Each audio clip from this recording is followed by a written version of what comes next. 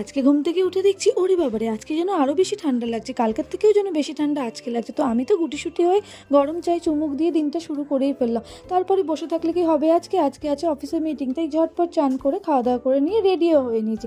আর এই যে জামাটা পরেছি, এই জামাটা কিন্তু আমার শাশুড়ি মা নিজে বানিয়ে দিয়েছে, আর আমার এত ভালো লেগেছে যে কি বলবো। আমি তো ভীষণ খুশি হয়ে গেছি জামাটা পরে, কালকেই জামাটা আমাকে দিয়ে বলে এটা পরিস।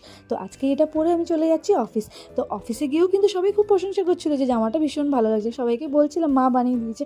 তো যাই হোক, অফিসে এসে সবাই মিলে গল্প করতে করতে আরেকবার চা বিস্কিটও খেয়ে নিলাম। শীতের দিনে যতবারই চা হোক না কেন আমার কিন্তু মুখে না নেই। তারপর মিটিংয়ের মাঝখানে লাঞ্চ টাইমে আমরা বেরিয়ে গেছিলাম লাঞ্চ করতে কোথায় যাবো এটা ভাবতে ভাবতেই আমার অর্ধেক টাইম চলে গেল। আর আমি স্ট্রিট ফুড খেতে খুব ভালোবাসি, সেটা ভেবেই একটা দোকানে দাঁড়িয়ে পড়েছিলাম লুচি আলুর দম খাবো বলে।